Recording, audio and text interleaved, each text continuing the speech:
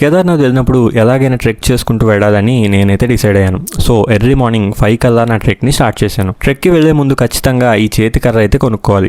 అలాగే ఒక rain coat, ఒక జాకెట్ కూడా తీసుకెళ్ళాలి. ఇక్కడ ఎప్పుడు వర్షం పడుతుందో ఎవ్వరూ చెప్పలేరు. ఫస్ట్ ఆఫ్ ఆల్ సోన్ప్రయాగ్ నుంచి నడుచుకుంటూ జీప్ స్టాండ్కి వచ్చాం. అక్కడ నుంచి గౌరీకుండ్కి జీప్స్ దొరుకుతాయి. వీళ్ళు మనిషికి 50 రూపాయలు ఛార్జ్ చేస్తారు. ఈ గౌరీకుండ్ నుంచే మనం యాక్చువల్ ట్రెక్కింగ్ అనేది స్టార్ట్ అవుతుంది. ఇక్కడ నుంచి ఎగ్జాక్ట్ గా 22 కిలోమీటర్ల దూరం ఉంటుంది దేవాలయం దగ్గరికి. మా ట్రెక్ అయితే స్టార్ట్ అయింది అండ్ ఒక 5 కిలోమీటర్స్ వెళ్ళేసరికి నాకు మెల్లగా బ్రీతింగ్ ఇష్యూ స్టార్ట్ అయింది. ఈ ఇష్యూ నాకు పైకి వెళ్ళేదాకా అలాగే ఉంది. ఇక్కడ ఇంకో విషయం, ఇక్కడ ఉండే ప్రైసెస్. గౌరీకుండ్ నుంచి ఒక 10 కిలోమీటర్స్ వెళ్ళాక వాటర్ బాటిల్ కి 50 రూపాయలు ఛార్జ్ చేస్తారు. అలా పైకి వెళ్లే కొద్దీ వాటర్ బాటిల్ ప్రైసెస్ అయితే పెరుగుతూనే ఉంటాయి. గుడి దగ్గరికి వెళ్ళేసరికి 100 రూపీస్ దాకా ఛార్జ్ చేస్తారు ఒక వాటర్ బాటిల్ కి. మధ్యలో చాలా రిఫ్రెష్మెంట్స్ అవైలబుల్ గా ఉంటాయి అండ్ అలాగే వాష్రూమ్స్ కూడా ప్రతి 2-3 కిలోమీటర్స్ కి ఉంటాయి. ఇది మన ట్రెక్ లో హాఫ్ వే అన్నమాట. ఈ బ్రిడ్జ్ దగ్గర గుర్రాలు విడిగా వేరే రూట్ లో వెళ్తాయి. ఇక్కడ నుంచి ట్రెక్ చాలా డిఫికల్ట్ అవుతుంది. మౌంటైన్ చాలా స్టీప్ గా ఉండడం వల్ల ఒక్కో అడుగుకి ఆయాసం పెరుగుతూ ఉంటుంది. అలా మాకు బేస్ క్యాంప్ చేరుకునేసరికి నైట్ 8 PM అయింది. అంత స్లోగా ఎక్కాను నేనైతే. అక్కడ బేస్ క్యాంప్ లో ఒక టెంట్ రెంట్ కి తీసుకున్నాం. 800 రూపీస్ ఛార్జ్ చేశారు ఇద్దరికి. నెక్స్ట్ డే మార్నింగ్ లేచి ఇక్కడ ఉండే బాత్రూమ్స్